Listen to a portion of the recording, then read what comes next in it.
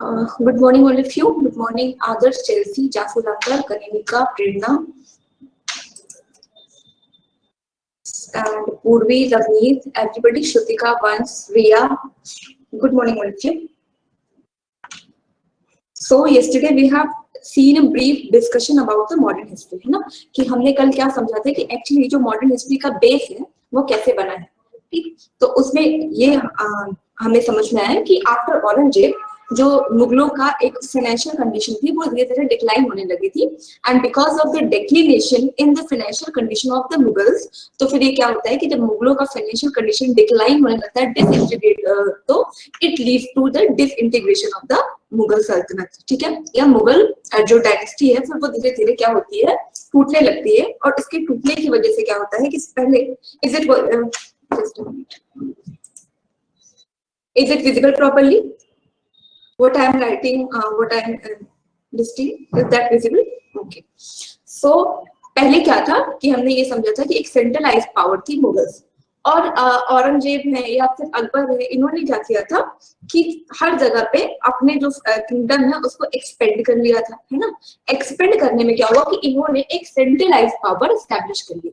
Centralised power का मतलब ये हुआ कि पूरे इंडिया की मेन जो पावर है वो आपकी मुगल सल्तनत है, जिसकी कैपिटल है दिल्ली में, ठीक है, इनकी कैपिटल है दिल्ली में। और बाकी जितने भी प्रोविंस है, चाहे से आपका बंगाल प्रोविंस हो, या मैसूर प्रोविंस हो, अवध प्रोविंस हो, क्योंकि मुगलों ने इन्हें अपने अंडर ला दिया था, तो ये क्या करते थे कि टाइम टू टाइम जो मुगल बादशाह हैं उनको ये एज अ रेवेन्यू शेयर करते थे। मतलब इनका ये था कि ये कुछ जो सर्टेन अमाउंट मुगल बादशाह वो करेंगे, फिक्स करेंगे, जिसमें हमने पढ़ा था मनसबदार सिस्टम।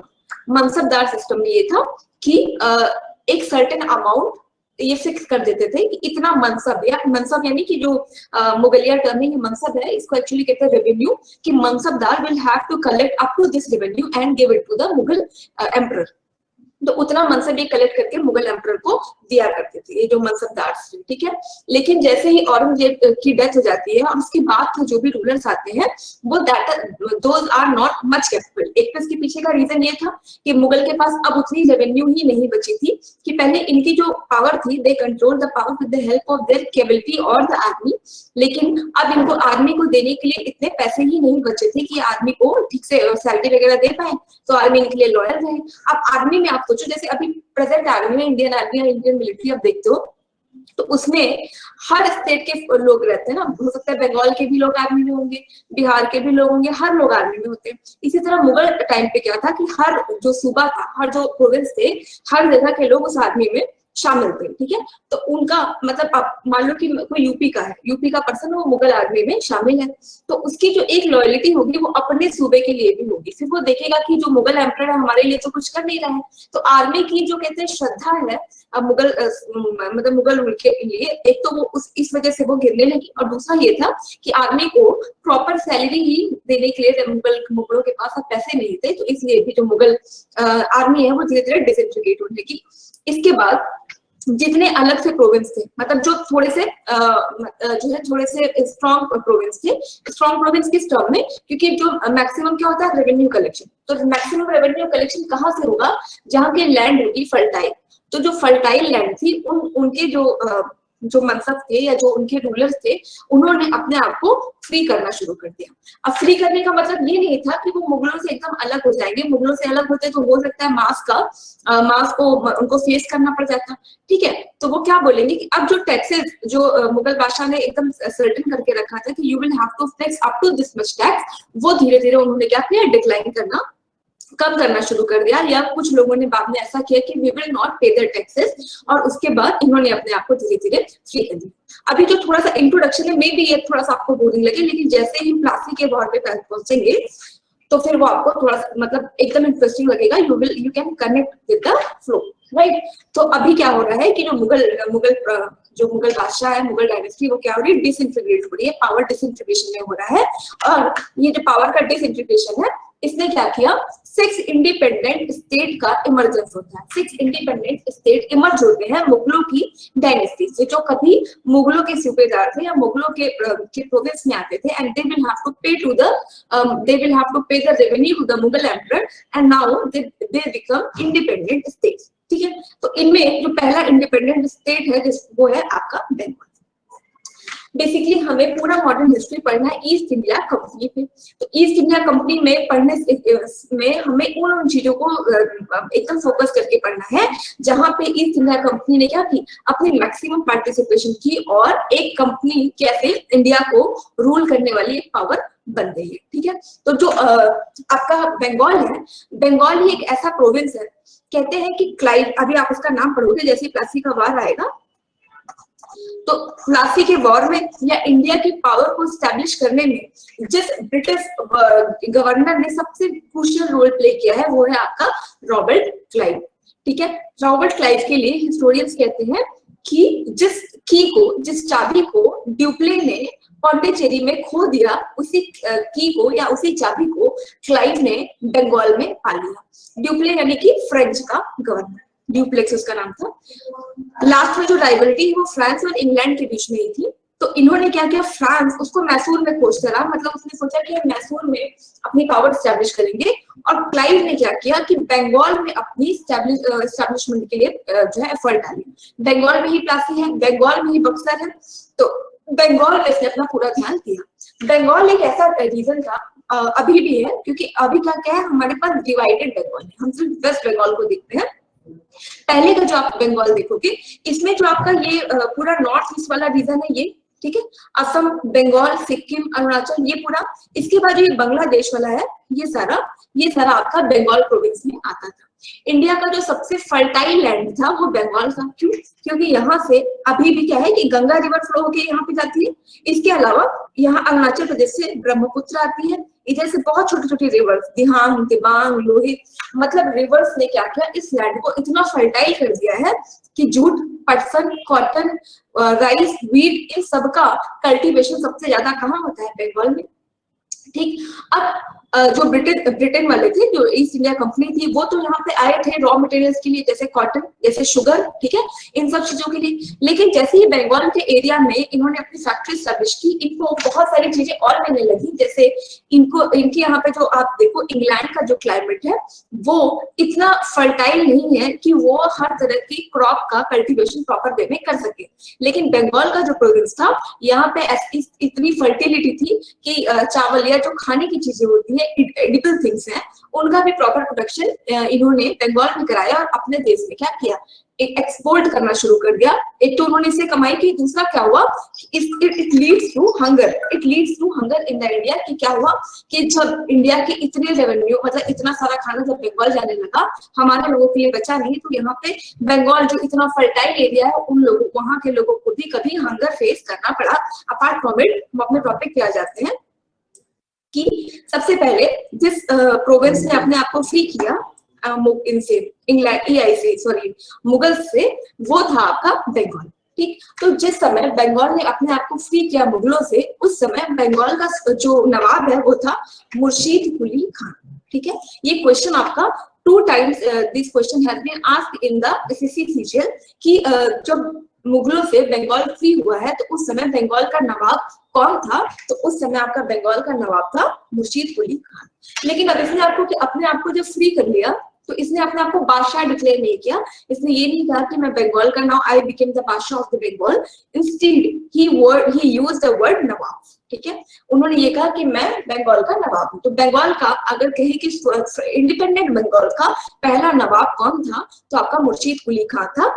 इसी मुर्शीद कुली खान के मतलब 3rd जनरेशन में आपका है, मतलब मुर्शीद कुली खान, अलीवर्दी खान, इस तरीके से जब आगे बढ़ा है, तो इन्हीं के इसमें आते हैं आपके सिराजुद्दौला, जिनके बारे में कल हमने थोड़ा सा डिस्कशन भी किया था कि सिराजुद्दौला से जो पहली वॉर हुई है अंग्रेजों की, ईस्ट इंडिया कंपनी की, वही उसने क्या किया, एक बेस दे दिया इंग्लैंड को इंडिया में बसने का। ठीक है, नहीं तो वो तो ट्रेडर से आते हैं, कमाते हैं और चले जाते हैं। लेकिन इंडिया में बेच देने का काम इसको किया है। सिराजुद्दौला के साथ जो वॉर हुई है, प्लासी का वॉर, वहां से इसने क्या किया है, बेच देने का काम किया है। तो सिराजुद्दौला आपके कहाँ के थे, बंगाल के थे।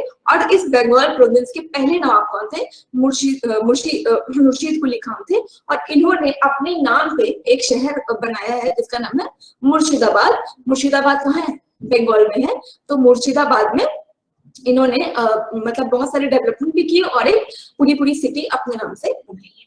ठीक, नेक्स्ट जो रूलर्स निकल के आए हैं, इमरजेंस हुआ है in the time of Mughals, वो थे आपके मराठा। कहते हैं कि और जब ये शिवाजी और औरंगजेब का इतना वॉर हुआ था, मतलब इस तरीके से वॉर होता था कि ये जो आप एरिया देखो यहाँ से, मतलब यहाँ से जहाँ ये गुजरात के बाद ये महाराष्ट्र वाला एरिया है, ठीक है, यहाँ पे एक माउंटेन रेंज है पूरी। अगर आपने नाम सुना हो, इस माउंटेन रेंज को हम कहते हैं वेस्टर्न घाट्स। आपने नाम सुना है, मनु, कनिनिका, जासलंकर, इंद्रनील, आपने नाम सुना है, इसका नाम है वेस्टर्न घाट।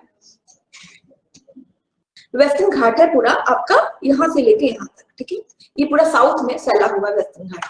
इस वेस्टर्न घाट में जो मतलब वेस्टर्न घाट आप देखो तो वहां पे इतने सारे वो है पासेस है। पासेस मतलब कि पासेस का मतलब होता है जो एक माउंटेन जेनिथ से दूसरे माउंटेन जाने के लिए हमें वे देता है, उसको हम कहते हैं माउंटेन पासेस है वहां पे।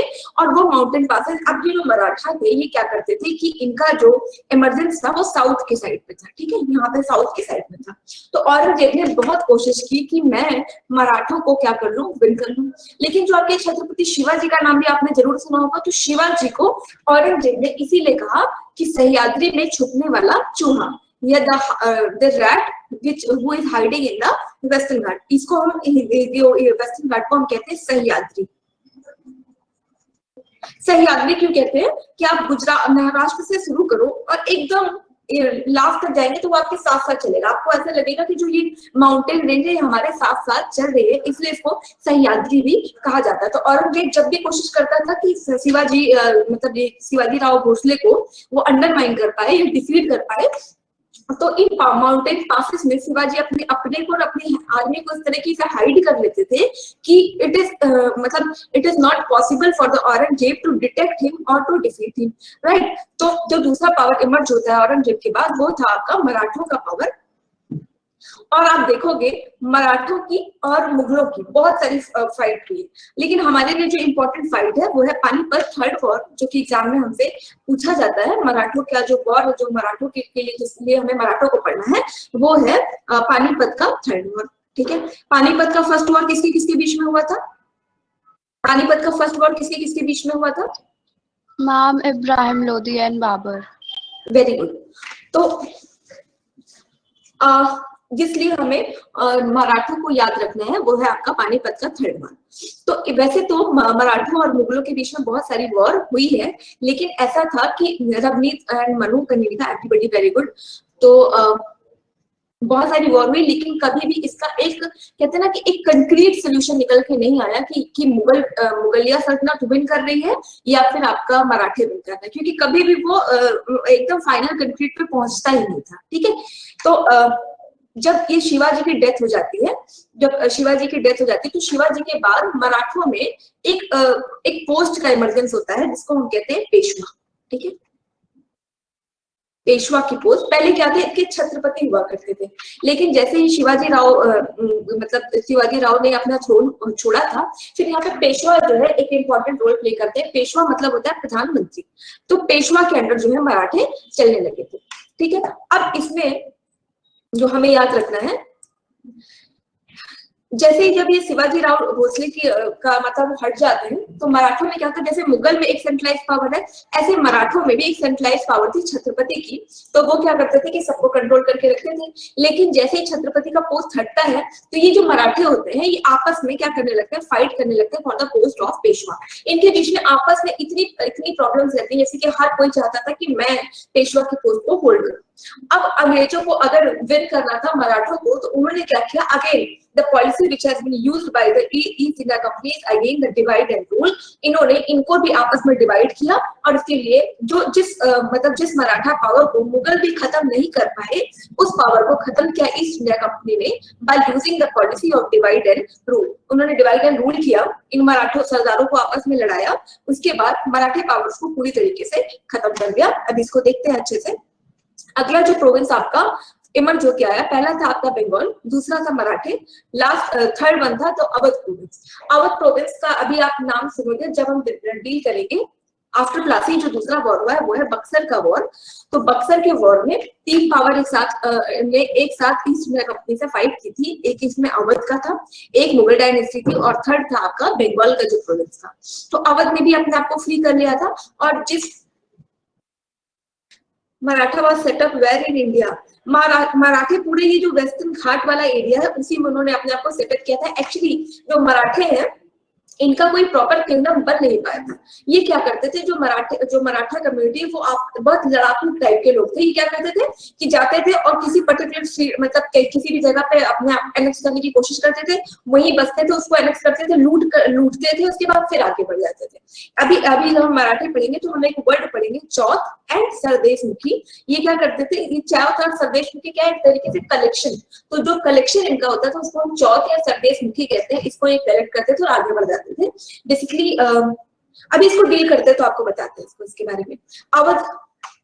अवध के फिर जो थर्ड जो जिसने अपने आप को फ्री किया वो है अवध का आप देखोगे कि अवध को ब्रिटिशर्स ने क्या किया लास्ट तक, मतलब जब तक कि बिफोर 1857 अवध को लेके उनकी कोई खास पॉलिसी बन नहीं पाती है। ठीक है, उन्होंने बनाया ही नहीं, अवध को ऐसे ही होल्ड पे छोड़ दिया था। और इसका यूज किया था, जो अवध वाला प्रोविंस है वो आपका यहाँ से यहाँ तक था। जो यूपी वाला प्रोविंस है यहाँ से लेके ये पूरा एरिया आपके अवध प्रोविंस में आता था। और ये जो अवध का प्रोविंस है ये बनता था एक तरीके से बॉर्डर बिटवीन अफगानिस्तान, इधर रसिया, और इधर जो है पूरा इंडिया बसा हुआ था। ठीक है, तो अभी इसके बारे में अभी हम इसको देखते हैं कि अवध किस तरह से ब्रिटिशर्स के लिए एक डिप्लोमेटिक रोल इसने प्ले किया। तो अवध जब अपने आप को फ्री करता है तो उस समय अवध के नवाब थे नवाब सादत हसन खान यहाँ के नवाब थे। ठीक है, तो जब मतलब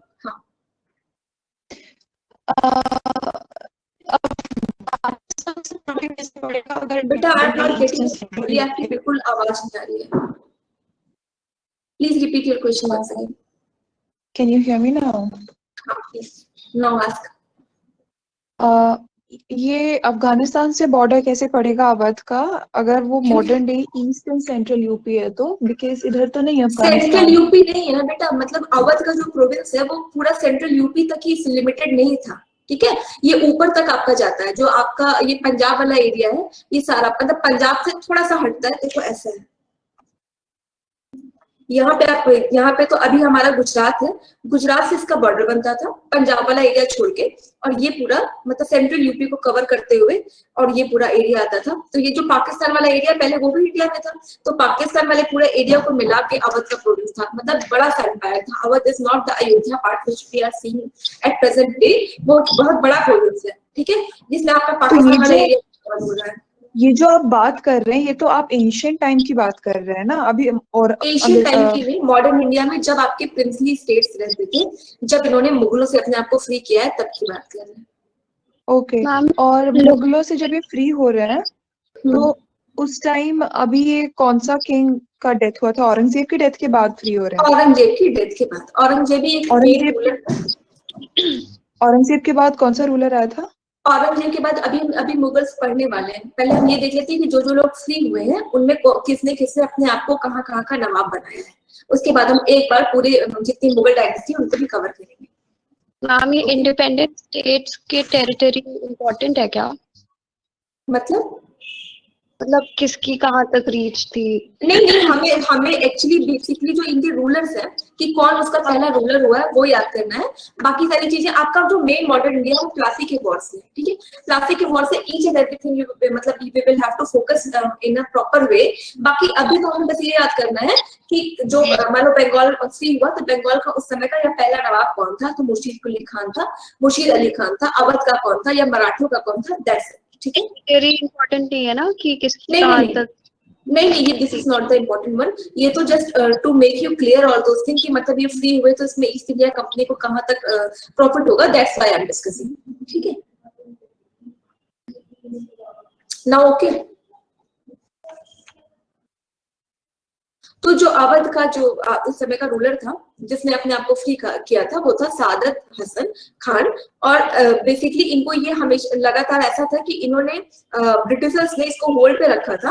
और बाद में आप देखोगे भी, जब हम इसको अच्छे से डिस्कस करेंगे एक एक मॉडर्न इंडिया में आगे बढ़ेंगे तो आप देखोगे कि अवध का जो प्रोविंस है, अवध के प्रोविंस को इन्होंने ऐसा मतलब इस तरीके के इनके ऊपर एलिगेशन लगाए थे कि इनका जो रूलर है इनको प्रॉपर सर्विसेज नहीं दे पा रहा है और ईस्ट इंडिया कंपनी के ऊपर ये भार है, एक वाइट्स मैन का बर्डन है कि हम ये जंगली लोगों को एटिकेट सिखाने आए हैं, ठीक है। तो ये जो है वाइट्स मैन बर्डन थ्योरी लेके अवध अयोध्या को अपने में, अवध को अपने में एनेक्स करते हैं। बाकी जो अवध का इंपॉर्टेंट चीज हमें याद रखनी है वो अभी जब 1857 का रिपोर्ट पढ़ेंगे तो ये नाम फिर से आएगा, वो था वाजिद अली शाह। वाजिद अली शाह क्या है, इस अवध का लास्ट नवाब है। और जब ये लास्ट नवाब होते हैं तो जब इनकी डेथ हो जाती है, इनकी वाइफ का नाम मतलब इनकी जो वाइफ थी इनका नाम था बेगम हजरत महल। बेगम हजरत महल पार्टिसिपेट करेंगी आपकी 1857 के रिवोल्ट में। और जब 1857 का रिवोल्ट फेल हो जाएगा तो अयोध्या का जो अवध प्रोविंस है वो भी पूरी तरीके से डिसइंटीग्रेट हो जाएगा। ये मतलब ब्रिटिश वाले जो है पूरी तरीके से अपने मतलब अवध को ईस्ट इंडिया कंपनी के मतलब they will encompass the Awadh in the East India company through, ठीक है। तब तक जो है अवध का हमें आप बार बार देखोगे कि अवध का नाम आ रहा है। तो पहला कौन है, पहला है बंगाल जिसने अपने आप को फ्री किया। अगला था आपके मराठे, फिर है अवध। मराठों का जैसे ही थर्ड वॉर होगी पानीपत की, आप मराठों का नाम वहीं से खत्म हो जाएगा क्योंकि उसके बाद मराठे फिर कभी अपने आप को स्टैब्लिश कर ही नहीं पाए। जैसे पानीपत का थर्ड वॉर होता है, मराठे वहीं से डिसइंटीग्रेट या खत्म हो जाते हैं। फिर है आपका अवध। फिर पानीपत का थर्ड वॉर हुआ था वो मराठों और अंग्रेजों के बीच हुआ था। नहीं, जो पानीपत का थर्ड वॉर हुआ है वो मराठे और अहमद शाह अब्दाली के बीच में हुआ है। उसमें जब हम थर्ड वॉर देखेंगे तो उसमें देखोगे आप कि ईस्ट इंडिया कंपनी ने कैसे रोल प्ले किया और फिर उसके बाद उनका इमरजेंस होने ही नहीं दिया, ठीक है। तो वही तो मैंने आपसे कहा ना कि अभी मराठों में आप देखोगे कि again they have used the policy of divide and rule और उसके बाद फिर उनका इमरजेंस नहीं हो पाता है, ठीक है। और इसके लिए एक फेमस कोट है कि पानीपत मतलब ऐसा था कि अगर मुगल डिसइंटीग्रेट होते तो मुगलों के बाद एक बड़ी पावर है मराठे, हो सकता है ये इंडिया को सेंट्रलाइज कर दे। इसलिए हिस्टोरियंस इनके बारे में लिखते हैं कि पानीपत के थर्ड वॉर ने ये डिसाइड नहीं किया कि कौन जो है इंडिया को रूल करेगा, बल्कि पानीपत के थर्ड वॉर ने डेफिनेटली ये डिक्लेयर कर दिया कि कौन इंडिया को रूल नहीं करेगा, ठीक है। मतलब ये तो कि कौन करेगा ये तो हमें पता ही नहीं चल पाया, लेकिन कौन नहीं करेगा डेफिनेटली ये चीज हमारे पानीपत के थर्ड वॉर ने डिसाइड कर दी, क्योंकि अब मराठे एक बड़ी पावर बन नहीं सकते थे। अहमद शाह अब्दाली का जो मतलब अहमद शाह अब्दाली और मराठों के बीच का थर्ड वॉर, उसके बाद ईस्ट इंडिया कंपनी की कैसे इंटरफेरेंस होती है कि ये कभी एमर्ज नहीं कर पाए। फिर जो मैम जैसे ऐसा है पहले औरंगजेब से मराठा इमर्ज हुआ था, मतलब उसके बाद थर्ड वो हुआ था वॉर ऑफ पानीपत। नहीं, मराठे औरंगजेब के बाद इमर्ज नहीं हुए थे, मराठे औरंगजेब के टाइम से ही थे, लेकिन औरंगजेब और मराठों के बीच में लगातार जो है कॉन्फ्लिक्ट चल रहे थे और उस कॉन्फ्लिक्ट में कभी ये डिसाइड नहीं हो पाया कि मुगल्स विन कर रहे हैं या मराठे विन कर रहे हैं। लेकिन जैसे ही मतलब ऐसा होता था कि औरंगजेब से कभी पूरी तरीके से विन नहीं कर पाते थे, ठीक है। तो कहीं ना कहीं इनको मुगलिया सुप्रीमेसी को मानना पड़ता था। लेकिन जैसे औरंगजेब की डेथ हो जाती है, अब कोई भी पावर ऐसी नहीं थी जो कि क्या कर सके इनको मतलब सप्रेस कर सके। अब ये क्या करेंगे, धीरे धीरे ये साउथ में थे, अभी हमने देखा कि सह्याद्री या वेस्टर्न घाट में थे, अब ये धीरे धीरे क्या करेंगे, ऊपर बढ़ेंगे, क्योंकि अब इनको रोकने वाली पावर्स नहीं थी, ठीक है। ये मराठों का कॉन्सेप्ट है। उसके बाद पानीपत हुआ एंड देन दे हाँ, उसके डिक्लाइन। बाद पानीपत हुआ है, ठीक है। अभी तो वी आर जस्ट डिस्कसिंग कि किसने किसने अपने आप को फ्री किया था और उस टाइम का रूलर कौन था। Battle of Panipat happened because of the ambitions of Marathas, कि वो Because ऊपर तक जाना चाहते थे। उनके उसके पीछे का दो रीजन है। एक तो जो पहला था कि अगर मराठों में छत्रपति का पावर होता, छत्रपति होता, तो फिर तो उनका होता कि हमारा पूरे इंडिया में सुप्रीमेसी बन जाए।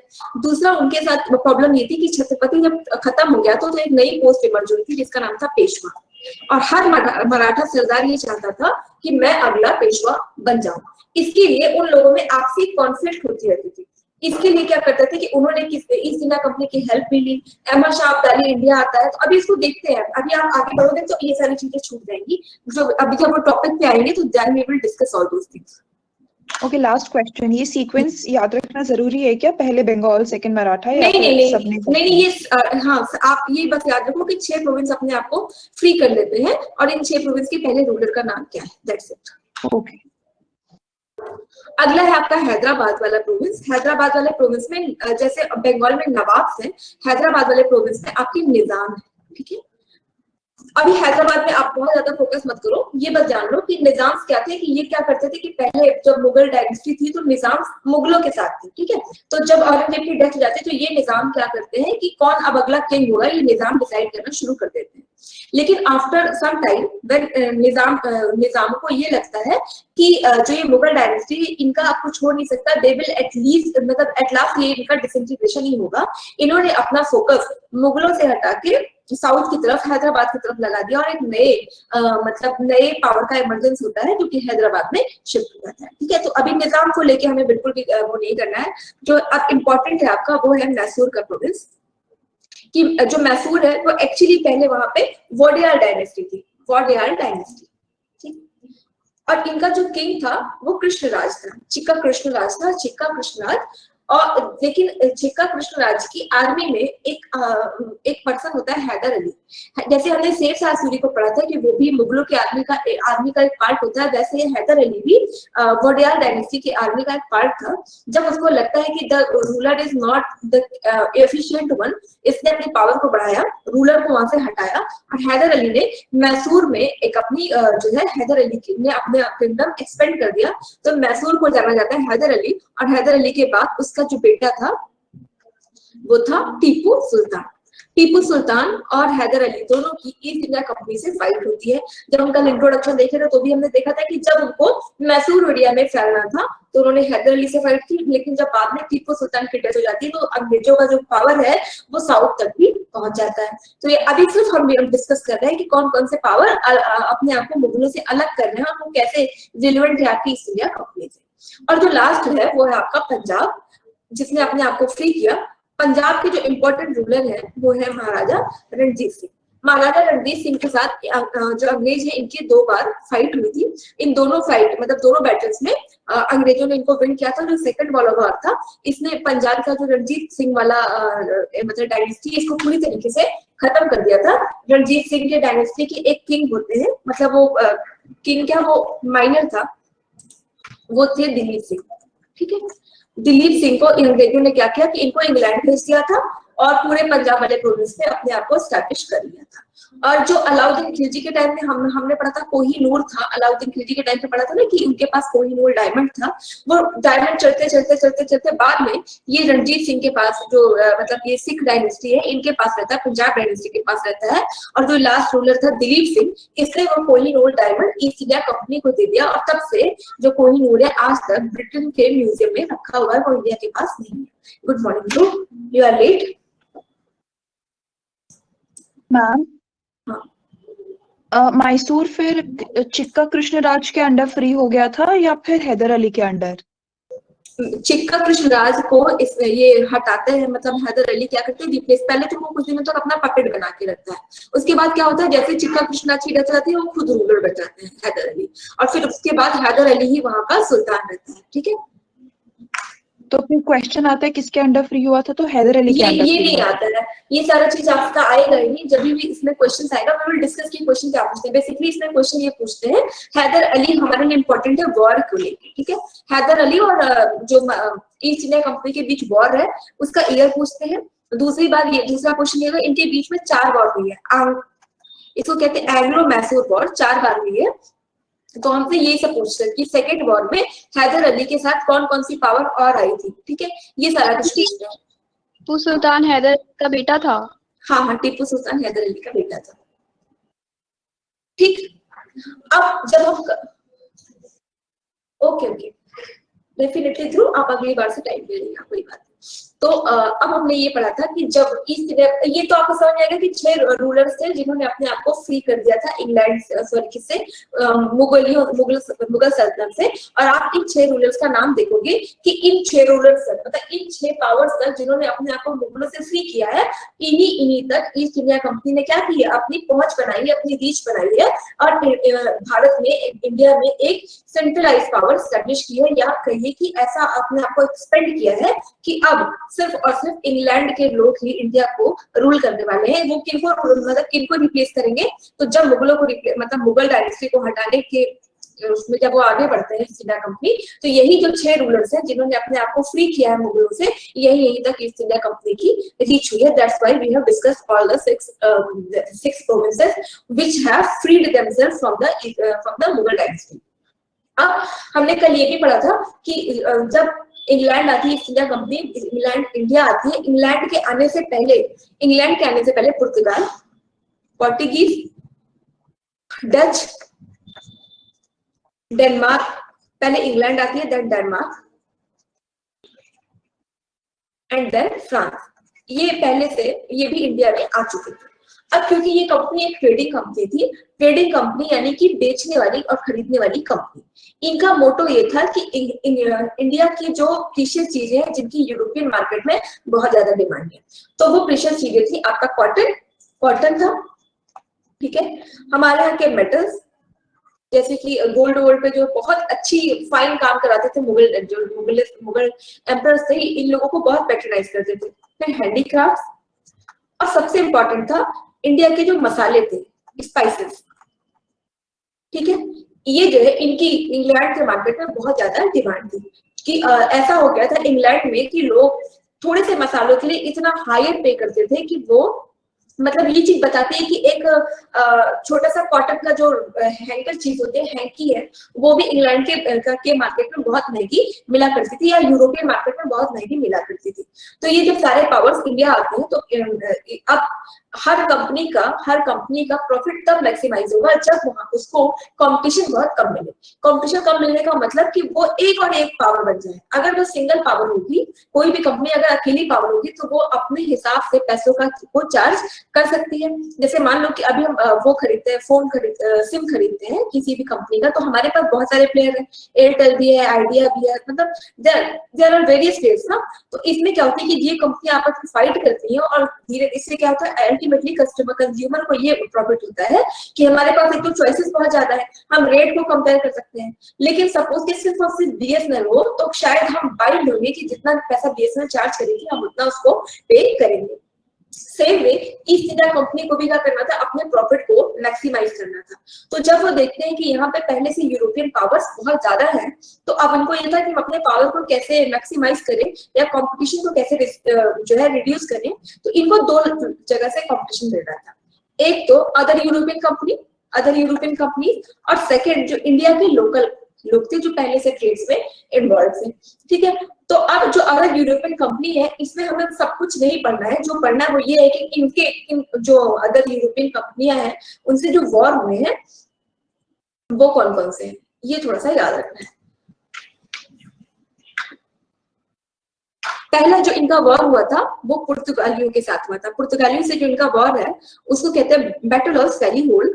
एक्चुअली जो बस क्वेश्चन ये पूछेगा आपसे कि battle of Swally hole is fought between which countries? So Battle of Swally Hole is fought between East India Company and the Portuguese Company, right? Second जो क्वेश्चन है वो आपसे ये पूछ सकते हैं कि बैटल ऑफ बिडारा का वॉर किन के बीच में हुआ है? तो बिडारा का वॉर हुआ है आपका इंग्लैंड और डचों के बीच में। और जो लास्ट है वो है आपका बांडीवाश का वॉर जिसमें उसने फ्रांस की जो पावर उसको पूरी तरीके से इंडिया से एलिमिनेट कर दिया। तो ये जो है तीनों वॉर हमारे लिए इंपॉर्टेंट हो जाती है। एक तो बैटल ऑफ सालिमोल, दूसरा बैटल ऑफ बेदारा और थर्ड है आपका बैटल ऑफ वांडीवर्स। ठीक है, ये याद रखना है। इसमें क्या होता है, इन तीनों ही वॉर में इंग्लैंड अपना डोमिनेशन, इंग्लैंड अपने पावर को एस्टैब्लिश करने में सक्सेस इसको मिल जाती है, सक्सीड हो ही गॉट सक्सीडेड फॉर मतलब in the terms of establishing their power. ये सारे वॉर खत्म हो गए, 1612 में ये वॉर हुआ। ठीक है, यहीं पे खत्म हुआ, पुर्तगाली रेस से बाहर। बैटल ऑफ वेदारा हुआ आदर्श 1759 में, और यहाँ से ये इनकी डिफीट होती है डचों की, फिर ये रेस से बाहर। फ्रांस के साथ 1760 में वॉर हुआ, फ्रांस अब हो गए पावर से बाहर। ठीक है, 1857 तक नहीं जा रहा है ये वॉर, जहां ये पावर क्या रिप्लेस होती जा रही है से। आदर्श गेटिंग और नॉट? आदर्श आपको क्लियर हो रहा है? मैम ऐसा कैसे नहीं हुआ कि ये तीनों ने इकट्ठा मिलकर के ही इंग्लैंड के खिलाफ वॉर कर दिया? एक्चुअली ये Why didn't they come together? Actually इनके साथ ये प्रॉब्लम थी कि ये लोग पूर्व के देशों से, ईस्ट के नेशन से ट्रेड करने के लिए आए थे, अपने देशों से ईस्ट के नेशन से ट्रेड करने आए थे। ठीक है, तो ईस्ट के नेशन में सिर्फ इंडिया ही एक देश नहीं था, बल्कि और देश जैसे ब्राजील था, ब्राजील को मतलब जो डच है इन्होंने ब्राजील को अपनी कॉलोनी बनाई। पुर्तगालियों ने इंडोनेशिया में अपने आप को फोकस किया। देखो, दो बातें होती है, कभी भी जो ट्रेडिंग पर्सन होता है, जैसे कि आपके जो भी लोग बिजनेस में इन्वॉल्व होते हैं, वो कभी भी वॉर को सपोर्ट नहीं करते हैं, इसलिए कि जब भी कभी वॉर होता है तो वॉर में गेन बहुत कम होता है और जाता बहुत ज्यादा है। ठीक है, अगर मान लो हम बार बार वॉर करेंगे तो हमारा ट्रेड कहाँ जाएगा? ऐसा होगा कि जो हमारा ट्रेड का जो हम रेवेन्यू कलेक्ट कर रहे हैं, एक तो बहुत कम यहाँ पे इनकम हो रही है, और जो इनकम भी हो रही है वो क्या वॉर करने में ही चली जाए। तो बजाय की वॉर करने की उन्हें ये लगा कि चलो हम अपना किसी और नेशन को अपनी कॉलोनी बनाते हैं, उसको छोड़ देते हैं। ठीक है, ये बात थी। ये सारे वॉर यूरोपियन कंपनीज के बीच हुआ। बिल्कुल, ये तीनों वॉर यूरोपियन कंपनी और इंग्लैंड के बीच में हुआ है। अल्टीमेटली इसमें इंग्लैंड विन कर जाता है और बाकी कंपनियां धीरे धीरे क्या हो जाती है, इंडिया से भाग जाती है। फिर आपको क्लियर हुआ? Yes ma'am. ठीक है, तो इन तीनों ने क्या किया, धीरे धीरे क्या हो गया कि इंग्लैंड की सुप्रीमेसी यहाँ पे इंडिया में स्टैब्लिश हो गई। तो अब जो पहला इनके मतलब जो पहला कॉम्पिटिटर था अदर यूरोपियन कंपनियां, ये अदर यूरोपियन कंपनी वाला कॉम्पिटिशन तो इनका खत्म हो गया। अब जो दूसरा कॉम्पिटिशन था वो था जो इंडियन नेशन है, मतलब इंडियन ट्रेडर्स है। अब इनको अपने रास्ते से हटाना था। तो पहले तो ये हो गया, जो मतलब पहले हमने पढ़ा कि battle forced by Britain to whom to their competitor, जो पहला कॉम्पिटिटर था अदर यूरोपियन कंपनियां, वो इस तरीके से खत्म हो गई। अब इंडिया में बारी आती है कि इंडिया में अपने आप कैसे एस्टेब्लिश करेंगे और कैसे ईस्ट इंडिया कंपनी एक कंपनी से एडमिनिस्ट्रेटिव पावर बनेगी। अब आ जाते हैं हम अपने इंडिया वाले क्वेश्चन पे। अभी आप इसका सिर्फ नेम पढ़ो, बाकी बाद में मतलब जस्ट लिसन द नेम। बाकी अभी ये जो वॉर है इसको we will discuss in a detailed manner. ठीक है, ये वाला वॉर तो हम बहुत डिटेल में पढ़ने वाले हैं। तो पहला जो अभी जो हमने 6 लोगों को पढ़ा ना कि जो 6 लोगों ने अपने आप को वो किया, फ्री किया है, उनके साथ इंग्लैंड के जो वॉर है, बंगाल में अपनी सुप्रीमेसी एस्टैब्लिश करते हैं with the help of the war between England and the Nawab of Bengal. It is the war of Plassey, Battle of Plassey and the Battle of Buxar. अभी इसको detail में पढ़ेंगे। Battle of Plassey बहुत important भी है exam के point of view से, तो इसको डिटेल में पढ़ते हैं। भी आप बस देख लो कि कौन कौन सा वॉर हुआ है। फिर जो है battle of Mysore. Battle of Mysore मतलब वो कृष्णदेव राय वाला, जहाँ पे हैदर अली ने उसको अपना पपेट बनाया था, और बाद में कि वो कृष्णदेव राय से हैदर अली क्या करते हैं, पूरी पावर ले लेते हैं अपने पास, और वो अपना हैदर अली जो है वहां का सुल्तान बन जाता है। तो हैदर अली और अंग्रेजों के बीच में जो है मैसूर वॉर हुई है। ये इंपॉर्टेंट है। फर्स्ट, इसमें आपको डेट भी याद रखनी है कि जो फर्स्ट वॉर है वो 1767 टू 1769 हुई है। ये हुई है आपकी हैदर अली और ईस्ट इंडिया कंपनी के बीच। डेट जरूर याद रखिएगा, 1767 टू 69 हैदर अली और ईस्ट इंडिया कंपनी के बीच में वॉर हुई। इसमें इसका कोई भी प्रॉपर आउटकम नहीं निकल पाता है। ठीक है, ये कौन जीता? इन्होंने बाद में एक ट्रीटी कर ली कि चलो ठीक है, हम ये इतना चीज आपको दे देते हैं, आप ये चीजें हमें दे दो, हम ट्रीटी कर लेते हैं। लेकिन अंग्रेजों को क्या करना था, मैसूर तक अपनी सुप्रीमेसी स्टैब्लिश करनी थी। वो अगेन वॉर करते हैं। फिर सेकेंड वॉर होता है 1780 टू 1792। अब इस वॉर में हैदर अली को लगता है कि अंग्रेज या ईस्ट इंडिया कंपनी बार बार हम पे रूल करना, मतलब सुप्रीमेसी स्टैब्लिश करने की कोशिश करते रहेंगे। इसने क्या किया कि अभी हमने एक नाम पढ़ा था यहाँ पे, हैदराबाद। हैदराबाद में कौन थे? हैदराबाद में थे निजाम।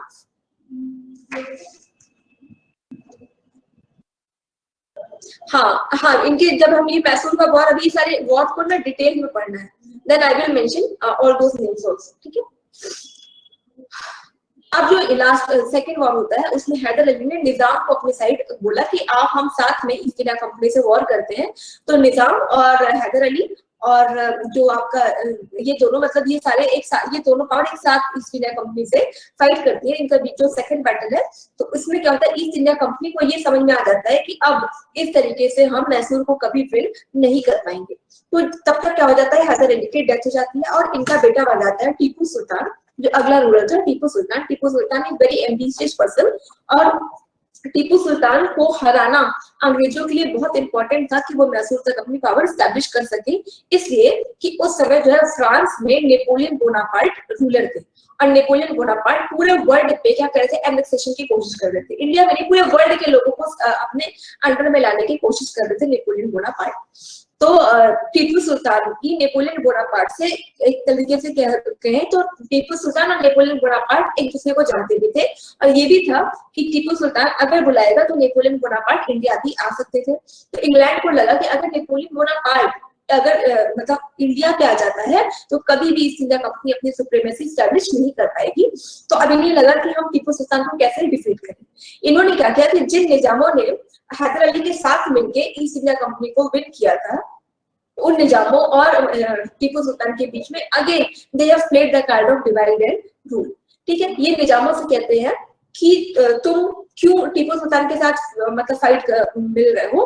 टीपू सुल्तान बाद में क्या करेंगे, तुम्हें भी एनेक्स कर देंगे और हैदराबाद को भी मैसूर में मिला लेंगे, तो तुम हमारे साथ आके वॉर करो। हम दोनों एक होकर टीपू सुल्तान को डिफीट करने की कोशिश करते हैं। और जो उसका टीपू सुल्तान के पास कावेरी वाला रीजन है, कावेरी वाला रीजन बहुत फर्टाइल रीजन था, इसने कहा कि कावेरी वाला रीजन हम आपको दे देंगे और आप महाराज हैं और आप एक बड़ी सी पावर स्टैब्लिश करके रहिएगा। तो जो निजाम होता है उसमें भी एम्बिशन था, तो उसने क्या किया कि जो है वो उसने पूरी बात मानी इसकी, और बाद में क्या होता है टीपू सुल्तान को ये दोनों मिलकर डिफीट करते हैं। अब इसमें क्या हुआ, जब टीपू सुल्तान की जो ये थर्ड वाला वॉर था इसमें बहुत बुरी तरीके से हार होती है और टीपू सुल्तान को अपने जो उसके जो बेटे होते टीपू सुल्तान के बेटे, उनको अंग्रेजों को इसको देना पड़ता है। फिर लास्ट में क्या होता है, अभी भी टीपू सुल्तान की डेथ नहीं हुई है, तो मतलब इंग्लैंड को कहीं ना कहीं ये डर था कि अभी भी टीपू सुल्तान की डेथ तो हुई नहीं है, कहीं से फ्रांस ने इसकी हेल्प कर दी तो we will out of the race. Then क्या होता है कि लास्ट जो वॉर होती है अंग्रेजों और मैसूर के बीच में, उसमें टीपू सुल्तान की डेथ हो जाती है। जो थर्ड वाला था वहां पे श्रीरंगपट्टनम की संधि हुई थी, श्रीरंगपट्टनम का जो ट्रीटी हुई थी, लास्ट में क्या होता है टीपू की डेथ हो जाती है। इस तरह से मैसूर को उन्होंने विन किया। पंजाब का हमने पढ़ ही लिया कि पंजाब में क्या होता है, पंजाब वाले एरिया में लड़की, हाँ बेटे का क्या कह रहे हो, जो टीपू सुल्तान के दो बेटे रहते हैं वो ईस्ट इंडिया कंपनी ने अपने पास रख लिया था। ठीक है, कि अब वो अगला सुल्तान ना बन पाए। अगर टीपू सुल्तान का बेटा उनके पास होता तो वो अगला सुल्तान बन जाता है ना। तो जो सुल्तान के बेटे होते हैं वो अंग्रेज कहते हैं कि अब ये हमारी सर्विस में रहेंगे। ठीक है, ये था। फिर आपका जो थर्ड है, पहले तो बंगाल हो गया, मैसूर हो गया, जो थर्ड है वो है एंग्लो मराठा वॉर। इनके बीच में 3 वॉर हुई है और जो थर्ड वाली वॉर है इसी ने मराठों को पूरी तरीके से इंडिया से बाहर कर दिया है। ठीक है, अभी इसको मराठे वाले को वो भी अच्छे से भी देखना है। पंजाब वाले जो 2 वॉर हुए रणजीत सिंह और ईस्ट इंडिया कंपनी के बीच में, बाद में जो सेकंड वाली वॉर होती है इसमें क्या किया, पंजाब को अपने में ईस्ट इंडिया कंपनी ने अपने प्रोविंस में अपने ईस्ट इंडिया कंपनी के जो रीजन है उसमें इसको कर लिया था। अब उसके बाद पंजाब के पास ऐसा पावर नहीं था कि वो एक सेपरेट एंटिटी की तरह रह सके। अब आ जाते हैं मुगलिया डायनेस्टी पे कि जो मुगल डायनेस्टी टूट रही है तो आफ्टर औरंगजेब कौन कौन से रूलर आए हैं। तो जो सबसे पहले आया है वो है मुअज्जम। मुअज्जम ने जो टाइटल होल्ड किया वो है बहादुर शाह फर्स्ट का। इन्होंने अपने आप को शाह आलम भी कहा है, शाह आलम फर्स्ट या शाही आलम, शाह आलम फर्स्ट कहा है। और एक काफी खान है, काफी खान इधर हिस्टोरियन मतलब काफी खान इनके टाइम के वो थे, इसके टाइम के हिस्टोरियन थे। इसने इसको बोला ये शाही बेखबर है, शाही ए बेखबर, ठीक है, इनका जो प्रोनाउंसिएशन है वो शाही ए बेखबर है। तो काफी खान ने इनको बोला शाही ए बेखबर, क्यों? क्योंकि इसको ये पता ही नहीं होता था कि हमारे प्रोविंस में हो क्या रहा है, he just focus on the luxury part, ठीक है, तो हमेशा लग्जरी में फोकस करते थे। तो काफी खान ने मुअज्जम या बहादुर शाह को बोला है काफी अनन, इसने सॉरी शाह बेखबर बोला है। हमें इसमें याद रखना है कि मुगलों के बाद सॉरी औरंगजेब के बाद जो पहला रूलर है उसका नाम क्या है, तो उसका जो पहला रूलर है वो है आपका मुअज्जम, जिसने टाइटल होल्ड किया शाह आलम फर्स्ट, ठीक। मुअज्जम के बाद जो अगला है वो है जहांगीर शाह। जहांगीर शाह जो है, इसके 3 भाई होते हैं और तीनों सोचते हैं कि हम क्या कर जाए, थ्रोन को होल्ड कर लें। अब इसके टाइम पे जो हम अभी नवाब पढ़े थे कि हैदराबाद में नवाब थे, तो एक जुल्फिकार खान था, जुल्फिकार खान ने क्या की, इसकी हेल्प की जहांगीर शाह की हेल्प करके इनको इसने जो है थ्रोन पे बैठा दिया। अब ये लोग हेल्प क्यों करते थे, क्योंकि अगर ये खुद नवाब बन जाते तो हो सकता है जो मास है वो इनके अगेंस्ट रिवोल्ट कर देती कि हमारे राजा को हटा रहे हैं। तो ये लोग क्या करते थे कि जितने भी नवाब थे ये क्या करते थे, अपने हिसाब के पपेट को बना देते थे रूलर, और उसके बिहाफ पे सारा रूल ये खुद किया करते थे। He is Azam Shah only Muazzam, नहीं मुअज्जम नाम है इसका, मुअज्जम बहादुर शाह फर्स्ट। मैम प्लीज ये बहादुर शाह औरंगजेब से कैसे रिलेटेड है? उसका सन बहादुर शाह ने, हाँ उनका सन है, और ये याद रखिएगा ये बहादुर शाह फर्स्ट है, ठीक है, अभी एक बहादुर शाह बाद में फिर आएगा। तो जहांगीर शाह को बनाने वाला कौन है, जुल्फिकार खान। इसने क्या किया था, इदारा सिस्टम को इनकरेज किया था, जो हम पहले पढ़ते थे ना कि वो रेवेन्यू कलेक्शन होता था उनका, टोडरमल की जो उसने आईने दशाला लाई थी, टोडरमल के हिसाब से वो रेवेन्यू सिस्टम लाते थे। इसने इदारा सिस्टम लाया, और जो औरंगजेब ने जजिया लगा दी थी, इसने जजिया को अगेन एस्टैब्लिश कर दिया था, सॉरी एबॉलिश कर दिया था ma'am. But after Aurangzeb Azam Shah was the ruler. Azam Shah तो यही होगा फिर मुअज्जम, क्योंकि इनका बेटा ही बनता है मुअज्जम, या हो सकता है फिर इसको आजम खां भी कहते हो, लेकिन जो मैंने इसमें उसने देखा स्पेक्ट्रम में इनका नेम मुअज्जम शाह दिया हुआ है, मुअज्जम शाह बहादुर शाह फर्स्ट, ठीक है। I will confirm it once again कि क्या इनका नाम आजम खान भी है क्या, ठीक है। फिर जो है आपका है जहांगीर शाह के बाद में है आपके जो अगले रूलर है वो है फर्रुख शेर। इनको हम शाहिद मजलूम भी कहते हैं, या अजीमुल शाह का मतलब होता है अल्लाह का, गॉड का बेटा। तो इसने जो टाइटल होल्ड किया था अजीमुल शाह, अकबर भी अपने आप को अजीमुल शाह कहते थे। अजीमुल शाह मतलब जो है गॉड का, अल्लाह की जो है अल्लाह की शेडो, ठीक है। तो ये बोलते थे अपने आप को शाहिद मजलूम या सन ऑफ अजीमुल शाह। अब इसकी जो हेल्प की थी, ये भी खुद से तो बन नहीं पा रहे थे, दे आर द पपेट्स, तो इन्होंने भी अब्दुल्ला खां और हसन अली, इनकी ये जैसे इसमें जो है मुगल के समय पे जब मुगल डायनेस्टी डिक्लाइन हो रही थी, तो ईरानी गुट, ये सब इंपॉर्टेंट नहीं है एग्जाम की वजह से, इसलिए बहुत सारी चीजें स्किप करनी पड़ रही है, इसलिए आपको बहुत सारी चीजें ऐसी लग रही कि कनेक्टिविटी नहीं बन रही। ईरानी गुट, तुरानी गुट या ईरानी ग्रुप एंड तुरानी ग्रुप, ये सारे लोग क्या करते थे, इन लोगों के पपेट्स मतलब अपने पपेट चुनते थे कि किसको हम रूलर बना दें। और तो जो आपके ईरानी, तुरानी एंड हिंदुस्तानी 3 ग्रुप थे। हिंदुस्तानी ग्रुप के ये दोनों भाई थे अब्दुल्ला खां और हसन अली, इन दोनों ने क्या किया, फर्रुख शेर को थ्रोन दिलाने का काम किया था। फर्रुख शेर बन जाता है आपका। फिर फर्रुख शेर के बाद में जो रूलर है वो है मोहम्मद शाह। मोहम्मद शाह के बारे में जो भी क्वेश्चन आया, इसको कहते थे रंगीला, ठीक है। इसीलिए मोहम्मद शाह से यही क्वेश्चन आया कि किस मुगल एम्परर को रंगीला कहते हैं, तो मोहम्मद शाह को रंगीला कहते थे, क्योंकि ये क्या करता था, पूरी समय पे लग्जरी पे फोकस रहता था। कभी कभी आता था कि जो वो होता था, जो कोर्ट होती थी मुगल कोर्ट, उसमें भी मतलब he wear the clothes of the women and उसी में वो दरबार में आ जाया करता था, कोर्ट में आ जाया करता था, इसीलिए इसको रंगीला एम्परर भी कहते हैं। इसी समय पे मोहम्मद शाह के टाइम पे नादिर शाह इंडिया में इन्वेट करता है। नादिर शाह वही ऐसे इन्वेटर जैसे आपके मोहम्मद गोरी या मोहम्मद गजनवी थे। तो नादिर शाह जब आता है इंडिया, तो उसको ये डर था कि हो सकता है मुगलों की पावर है, मैं जीत नहीं पाऊंगा। लेकिन जब वो इंडिया आता तो मोहम्मद शाह जैसा इनकैपेबल रूलर यहाँ पे रूल करता रहता है। अब नादिर शाह को कोई प्रॉब्लम ही नहीं होती, उसको तो लगा था, बहुत तैयारी से आता है, पूरी आर्मी लेके लगा था कि वॉर करेंगे।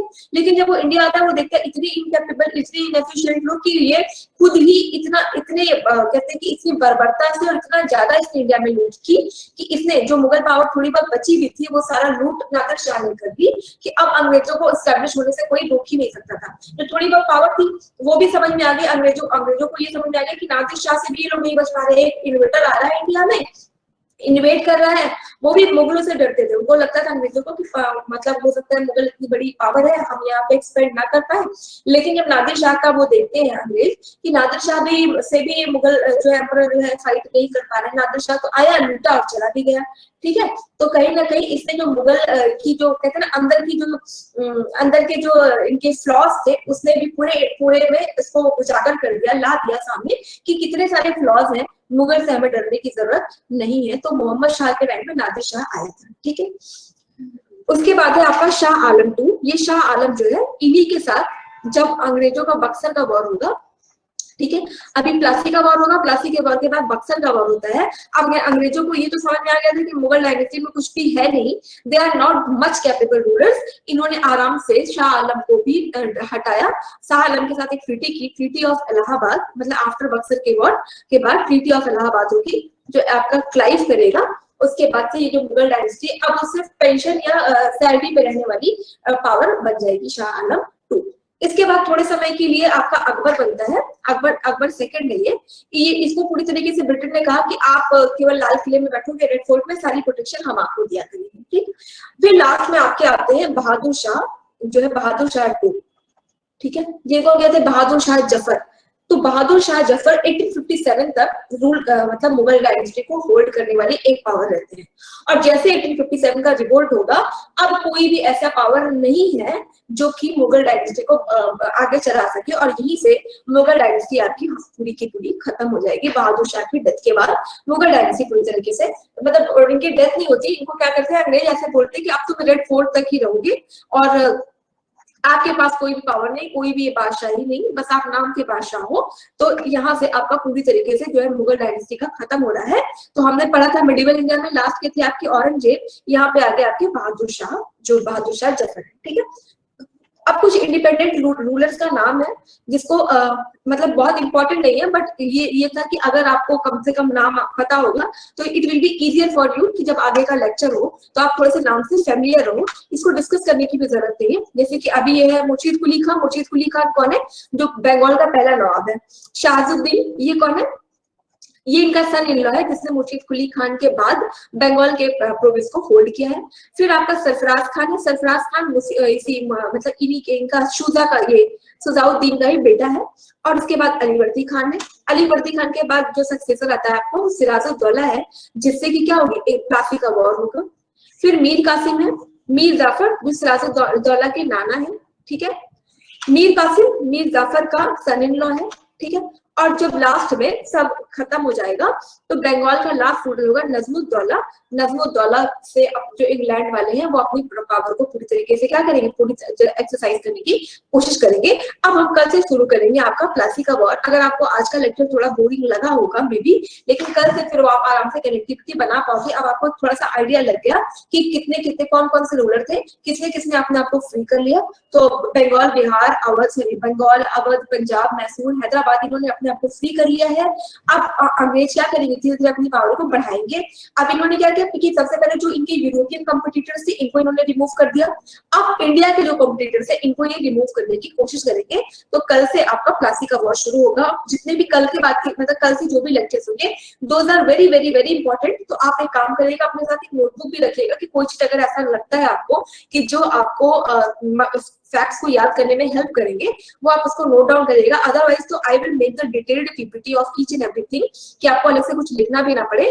लेकिन ये वाला जो lecture, this is the base. कल से जो है आपकी पूरी कनेक्टिविटी इसकी अच्छे से बन पाएगी। So be on the time, be in the class. और कल से जो जितनी भी चीजें होंगी, ऐसा है कि आपको हर चीज पे प्रॉपर फोकस डाल के पढ़ना है। ठीक है, so that's it for today. Is there any doubt regarding today's lecture? थोड़ा सा बोरिंग लगा होगा आज का लेक्चर, तो कनेक्टिविटी बनाने में थोड़ी मुश्किल लगी होगी। मनु, कनिनिका, जाशुलंकन, इंद्रनील, कुछ प्रॉब्लम है बेटा? स्पीड का इशू है?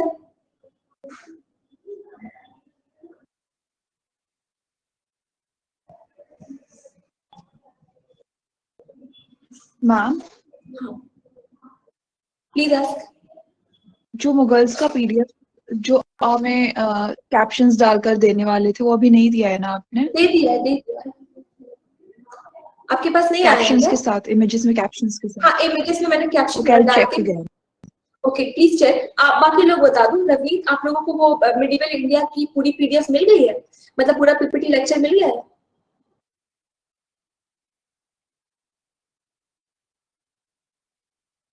मिल गया, एक बार प्रेरणा आप चेक कर लेना। वो मैंने एक साथ ही, मतलब पूरी मिडिवल इंडिया की एक एक कोहेरेंट वे में पूरी पीपीटी है उसकी। कल से प्लीज आप क्लास में रहिएगा, बी ऑन द टाइम। कल से जो हमारा लेक्चर है वो बहुत इंपॉर्टेंट है और सबसे ज्यादा क्वेश्चन हमारे मॉडर्न इंडिया से ही आते हैं, ठीक है? So that's it for today and all the very best and have a nice day all of you.